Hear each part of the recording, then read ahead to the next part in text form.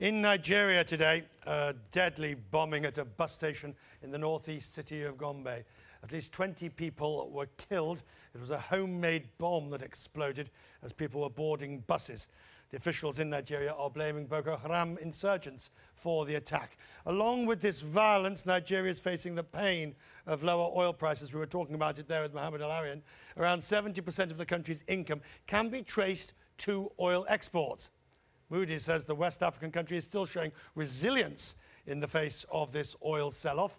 And with the oil price and the violence and the economic difficulties, the Nigerian currency, the naira, remains deeply under pressure against the dollar. The central bank sold a small amount of dollars to help boost its value. But as you'll know, I've discussed many times, that is only ever a short-term effect.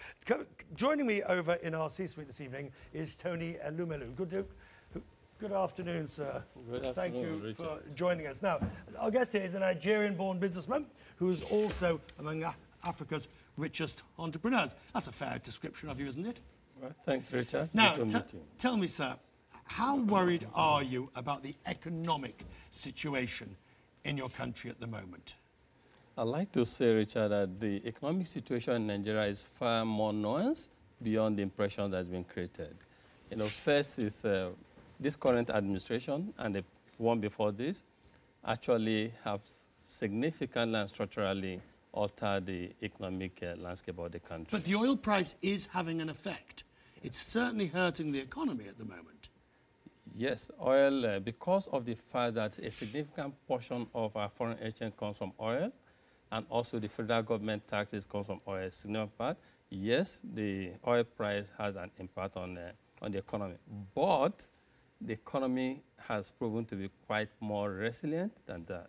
You know, if you look at the other sectors of the economy, like agriculture, which is being revitalized and which contributes over 60% of our GDP, then you begin to appreciate the fact that while oil is significant, there are other sectors that are actually helping the economy to be robust. One of the most vibrant parts of the Nigerian economy has to be the entrepreneurship, and that's why you're here to talk to us today.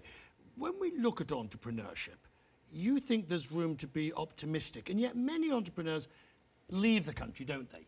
They go to make their fortune elsewhere. Yeah, but some of us have been born in Africa, in Nigeria, and we work in Nigeria and we make economic fortune. Why is it like this? Why is there such entrepreneurship there?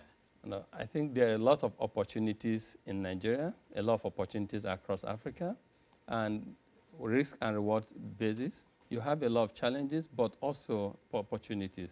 In Nigeria, I would say, my own case, I'm a testimony to entrepreneurship in Africa and in Nigeria. I believe in entrepreneurship, and I have seen that there's nowhere that you make the kind of economic returns that you make in Nigeria and across Africa, in fact.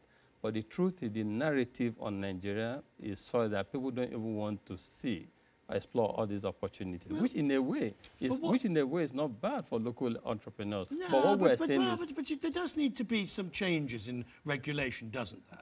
There does need to be a certain strengthening of certain aspects, even with good entrepreneurship. So let me ask you, as a businessman, yes, what is the one thing you want now from the government? As a businessman, there are quite a lot of things you want from government, but one of the things we want from government is, first, we acknowledge the fact that a lot is going on in the area of transforming the economy, the power sector transformation, the agricultural transformation. These are very good. However, we want to make sure that the enabling environment for businesses and entrepreneurs to continue to do well are put in place. I believe strongly in the power of entrepreneurship in providing economic solutions to the continent and Nigeria's challenges. But for entrepreneurship to do well, the enabling environment has to be put in place. Sir, may I wish you a very good holiday season, sir. Thank you very much for coming in and talking to us. Thank you, Richard. Now, when you put it all together, it is outstanding, astounding, brazen, and the consequences are global.